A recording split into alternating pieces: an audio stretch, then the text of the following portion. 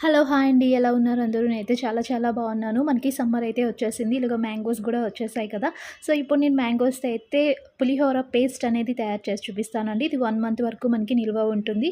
So, ఈ మ్యాంగోస్‌ని మనం ఇలా తురిమి పెట్టేసుకోవాలి. తురిమిన తర్వాత ఇలా తాలింపు పెట్టేసుకోవాలి. తగినంత ఆయిల్ వేసుకొని, తాలింపు గింజలు వేసుకొని, అలాగే తురిమి పెట్టుకున్న అల్లం గూడా వేసేసుకొని, అలాగే మిర్చి కూడా వేసేసుకొని, దానికి తగ్గ కొంచెం ఎండుమిర్చి కూడా మనం వేసుకోవాలండి. మనకి ఎంత కారం కావాలనుకుంటామో సో, అలా చూసుకొని వేసుకోవాలి. అలాగే పల్లీలు కూడా వేసేసుకొని, కొంచెం వేగిన తర్వాత కరివేపాకుని కూడా వేసేసి ఇలా కలిపేసుకొని, ముందుగా మనం తురిమి పెట్టుకున్న మ్యాంగోని కూడా వేసేసి బాగా కలపాలండి.